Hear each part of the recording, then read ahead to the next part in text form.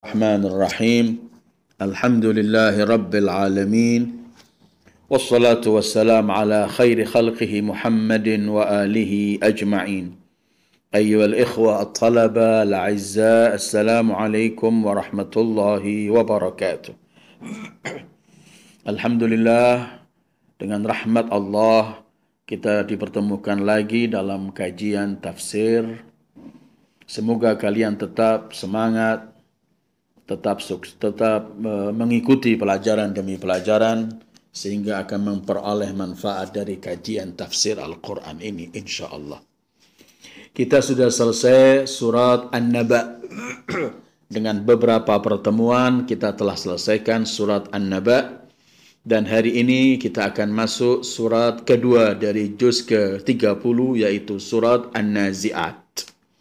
Sebagaimana seperti ketika kita pertama masuk dalam surat An-Naba, ada beberapa pendahuluan dan muqaddimah yang akan disampaikan sebelum kita masuk kepada awal ayat surat Nazi'at. Pertama, mengenai nama surat ini. Surat ini namanya An-Nazi'at, diambil dari awal ayat yang ada di depannya, yaitu Wan-Nazi'ati gharqa. Kedua, ayat ini Makkiyah, artinya masih turun sebelum Rasulullah Shallallahu Alaihi Wasallam berhijrah. Sebagaimana yang pernah kita jelaskan, ada Makkiyah, ayat-ayat yang turun sebelum Rasulullah hijrah, dan ada Madaniyah, ayat-ayat yang turun setelah beliau hijrah. Ayat surat An-Nazi'at termasuk Makkiyah, dan hampir ayat-ayat dalam surat juz ke-30 ini hampir keseluruhannya adalah surat Makkiyah. Bilangan ayat dalam surat ini ada 46 ayat. Jadi kita sudah sampai kepada nama Makkiyah dan sekarang apa saja kandungan yang akan dibahas dalam ayat dalam surat An-Nazi'at. Surat An-Nazi'at hampir seperti dalam surat An-Naba yang masih banyak membicarakan berdominan mengenai hari kiamat dan hari kebangkitan. Karena itu ada poin-poin yang akan dibahas di sini. Pertama, masih merupakan penekanan akan hari kiamat. Dan itu penekanan pasti akan terjadi hari kiamat, dan ayat surat ini dimulai dengan sumpah Allah.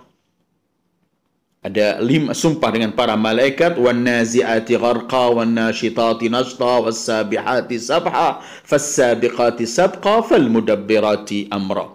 Jadi poin pertama masih pengkokohan mengenai pasti akan terjadi mengenai hari kiamat, dimulai dengan sumpah. Kemudian ayat ke-6 sampai ke-14 mulai memberikan isyarat gambaran apa kelak yang ketika terjadi di hari kiamat, yaitu mulai yauma tarjufur rajifah sampai ayat ke-26 sampai ayat ke-14 membicarakan mengenai keadaan hari kiamat, bagaimana hati di sana orang merasa takut, dan bermacam-macam gambaran hari kiamat akan dinampakkan dari mulai 6 sampai 14.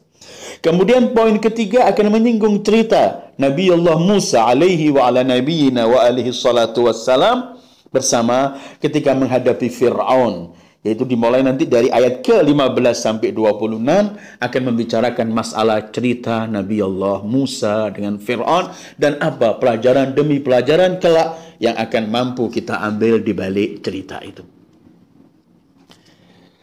Poin keempat masih membicarakan langsung ketika membicarakan mengenai seperti dalam surat Naba, yaitu dalilul qudrah, dalil kemampuan Allah untuk akan mewujudkan hari kiamat ketika membicarakan masalah ciptaan langit dan bumi, dimulai dari ayat ke-27 sampai ke-33, yaitu ketika mulai Allah memulai antum asyaddu khalqan amis sama'u banaha rafa'a samkaha fasawwaha, membicarakan langit, bumi, air dan semuanya sebagai dalilul qudrah mengenai hari kiamat pasti akan terjadi.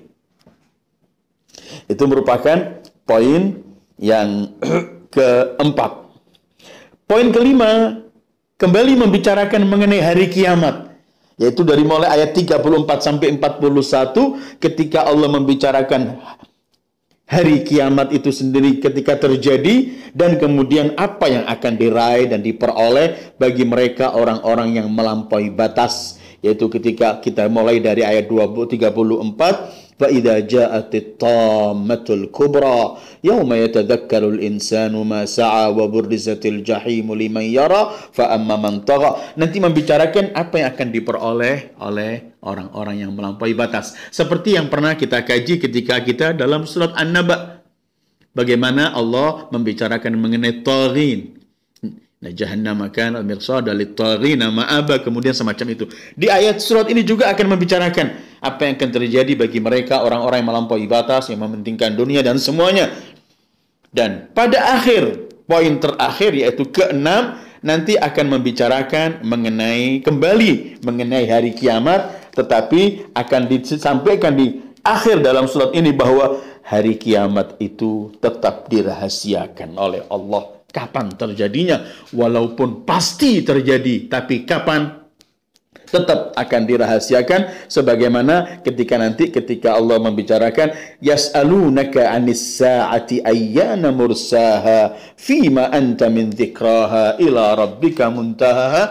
Ayat akhir-akhir ayat Naziat akan menjelaskan bahwa hari kiamat pasti terjadi, tetapi kamu dirahasiakan oleh Allah. Kapan terjadinya? Kenapa dirahasiakan? Seperti yang pernah kita bicarakan dan akan kita bicarakan dalam surat An-Nazi'at. Itu 6 poin penting yang akan dikaji dalam surat An-Nazi'at, yang dalam surat ini ada 46 ayat.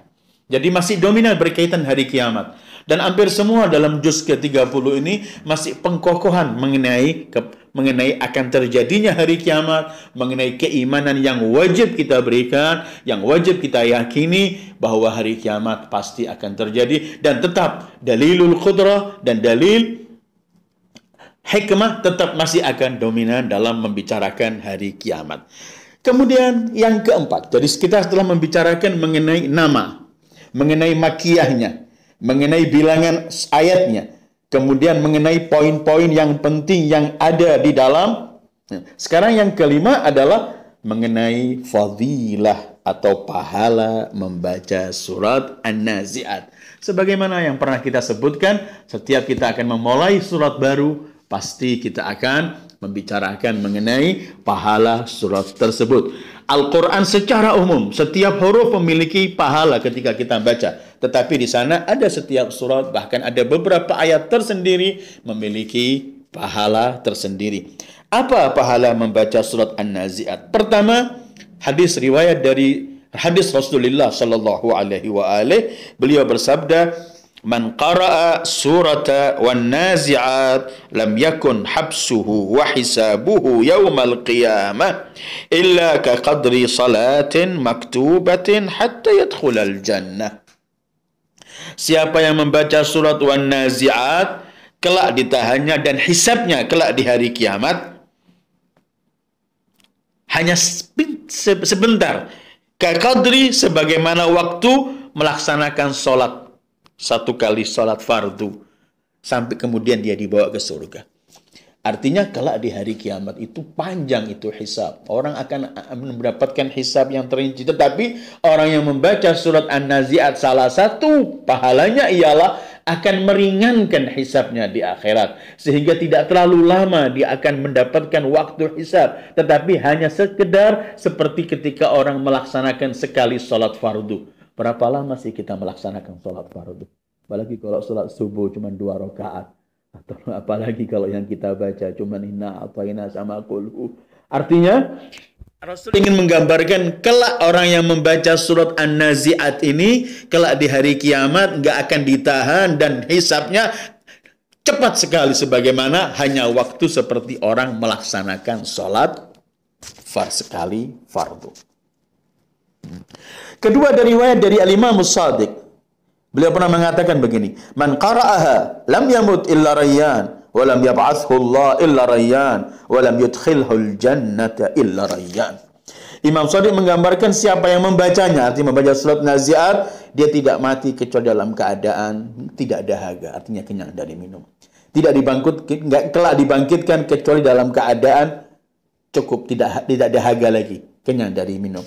Walam yadkhul jannah, dan kelak tidak masuk surga pun kecuali dalam keadaan tidak dahaga. Artinya apa? Rayyan itu artinya lawan katanya atsyan. Dham'an, dahaga. Rayyan artinya kenyang dari minum. Artinya dia tidak dahaga. Saat mati tidak dahaga. Saat dibangkitkan tidak dahaga. Saat masuk surga pun tidak dalam kondisi dahaga. Artinya apa? Posisinya ketika akhir hayatnya indah, ketika dibangkitkan dalam posisi indah, dan ketika mati, ketika nanti dibawa ke surga pun dalam keadaan indah. Artinya orang yang membaca surat An-Nazi'at ini akan mendapat sedikit kelak jaminan dari Allah, mati dalam keadaan tidak dahaga, dibangkitkan tidak dahaga, dan masuk surga ketika dibawa tidak dahaga. Pasti pahala-pahala demi pahala ini pasti akan memiliki arti selain hanya membaca, adalah mereka orang-orang yang meresapi arti dan ayat yang dibaca, surat yang dibaca itu membangkitkan dia, menghidupkan dia untuk melaksanakan syariat, bukan bacaan-bacaan yang hampa. Inilah muqaddimah yang harus kita fahami dalam surat An-Nazi'at, dan insya Allah di pertemuan yang akan datang kita akan masuk kepada ayat demi ayat, mengikuti poin-poin 6 tadi yang ada dalam surat ini. Kita akan kaji satu demi satu sebagaimana ketika kita mengkaji surat An-Naba. Harapan saya semoga kalian tetap fokus mengikuti pelajaran ini walaupun dengan cara semacam ini, dan mudah-mudahan pelajaran yang telah selesai, surat An-Naba yang telah selesai, tidak menjadi selesai, tapi tetap dalam buku catatan antum ada, dan seringlah diulang-ulang dan dibaca, dan tetap kalau ada sesuatu yang perlu ditanyakan, sampaikan kepada wali kelasnya, dan insya Allah akan saya jawab yang saya mengetahui, dan akan saya kaji apabila ada sesuatu yang belum saya pahami, karena berkaitan dengan tafsir Al-Quran. Mudah-mudahan tetap kalian semangat dan mudah-mudahan kalian selalu sukses. Wassallallahu ala Muhammad wa alihi at-tayyibin at-tahirin. Wassalamualaikum warahmatullahi wabarakatuh.